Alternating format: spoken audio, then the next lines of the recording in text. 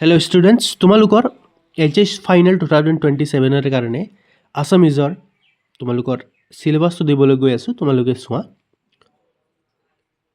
Unit 1, 2, 3, 4, 5টা unit আছে তোমালোকৰ। টপিকবিলাক prose, poetry, adolescence education, value education, grammar আৰু এছে ৰাইটিং। তোমালোকৰ টোটেল মাৰ্ক হ'ব প্ৰ'জৰ পৰা 35 অৰ্থাৎ গদ্য খণ্ডৰ পৰা, পদ্য খণ্ডৰ পৰা 25, এডুকেশ্যনেল তোমালোকৰ কেইটামান টপিক আছে তাৰ পৰা 10 নম্বৰ, গ্ৰামাৰৰ পৰা 20 নম্বৰ আৰু এছে ৰাইটিং তোমালোকৰ 10 নম্বৰ।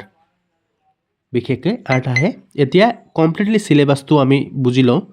গদ্য খণ্ডৰ পৰা চালে তোমালোকৰ নিৰ্বাচিত গদ্য কেইটামান চোৱা। গোট 1ত যিটো হৈছে মোৰ মাতৃমুখ দৰ্শন, মগনিয়াৰ এটা কথা কবিতা হয় যিটো লিখিছে যতীন্দ্ৰনাথ দুৱৰা আৰু মোৰ মাতৃমুখ দৰ্শন লিখিছে লক্ষ্মীনাথ বেজবৰুৱা। এই প্ৰথম গোটটো তোমালোকৰ 35 মাৰ্কৰ থাকে। ইয়াত তোমালোকৰ বহুত কেইখন লেচন আছে, যিবোৰৰ ভিতৰত প্ৰথম লেচনটো হৈছে মাতৃমুখ দৰ্শন আৰু দ্বিতীয়টো মগনিয়াৰ কথা কবিতা হৈছে। তাৰপিছত তোমালোকে চাব লাগিব আনন্দৰাম বৰুৱা, যিটো লিখিছে উপেন্দ্ৰ চন্দ্ৰ লেখাৰুৱে, হস্তিবিদ্যাৰ্ণ পুথি ডক্টৰ সূৰ্য কুমাৰ ভূঞা, ভাৰতীয় আদৰ্শত বৈৰাগ্য তীৰ্থনাথ শৰ্মা, চিঠি এটা গল্প আছে তোমালোকৰ খিলবদ্ৰই লিখা, এইটো চাব লাগিব। অসমীয়া চলচ্চিত্ৰৰ গতিধাৰা উৎপল দত্ত, বৈজ্ঞানিক মানসিকতা কিদৰে গঢ়িব পাৰোঁ, এইটো লিখিছে তোমালোকৰ ডক্টৰ দীনেশ চন্দ্ৰ গোস্বামীয়ে। বহুত গুৰুত্বপূৰ্ণ লেচন কেইটামান আছে। গোটেইকেইটাৰ সম্পূৰ্ণ কুৱেশ্যনবিলাক তোমালোকে আমাৰ চেনেলত পাই থাকিবা। তোমালোকে চেনেলটো ছাবস্ক্ৰাইব কৰি থবা।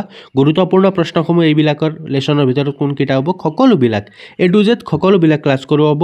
কেৱল তোমালোকে মাত্ৰ ছাবস্ক্ৰাইব কৰি পেলাই চেনেলটো থৈ দিবা। গোটেইকেইটা তোমালোকক সময় অনুসৰি দিয়া হ'ব। তোমালোকৰ আহি থকা ফাৰ্ষ্ট ইউনিট টেষ্টৰ কাৰণেও তোমালোকৰ গুৰুত্বপূৰ্ণ কুৱেশ্যনবিলাক দিয়া হ'ব, সেইকাৰণে তোমালোকে চেনেলটো ছাবস্ক্ৰাইব কৰি ৰাখিবা।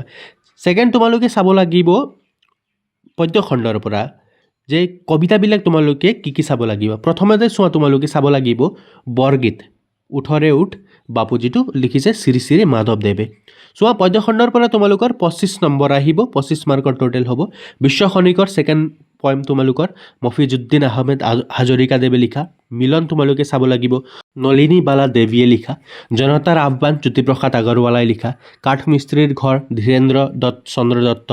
আঘোণৰ কুঁৱলী কেশৱ মহন্তই লিখা। উভতি নহৰ কবিতা নৱকান্ত বৰুৱাদেৱে লিখা আৰু লগতে কৰোন্তম, যিটো লিখিছে তোমালোকৰ ডক্টৰ নিৰ্মল প্ৰভা বৰদলৈয়ে লিখা।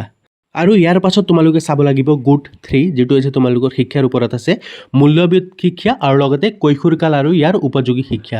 টোটেল 10 নম্বৰৰ তোমালোকৰ আহিব। তাৰপাছত তোমালোকে চাব লাগিব গ্ৰামাৰ ছেকশ্যন, য'ত তোমালোকে 20 নম্বৰ পাবা। তাত তোমালোকে চাব লাগিব বিভক্তি, প্ৰত্যয়, জতুৱা ঠাঁচ, এইবিলাক তোমালোকৰ বিশেষকৈ এইবিলাকে অহা দেখা যায়।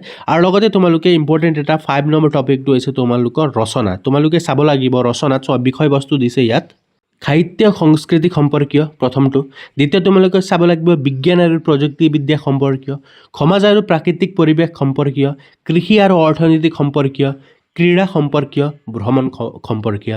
এইকেইটা টপিকৰ ভিতৰতে তোমালোকৰ প্ৰায় এছেসমূহ আহে, সেইবাবে তোমালোকে এইকেইটাৰ ভিতৰতে চাই পেলাই যাব লাগিব। চ' সকলোবিলাক তোমালোকে কমন কুৱেশ্যনৰ লগতে ইম্পৰ্টেণ্ট কুৱেশ্যনবিলাক আমাৰ চেনেলত সময় অনুসৰি তোমালোকে পাই থাকিবা। সেইকাৰণে চেনেলটো ছাবস্ক্ৰাইব কৰি ৰাখিবা আৰু নিজৰ বন্ধু বান্ধৱীৰ লগতো শ্বেয়াৰ কৰি দিবা। আদৰ্শ পাঠশালা চেনেলটো ছাবস্ক্ৰাইব কৰি ৰাখিবা। ধন্যবাদ।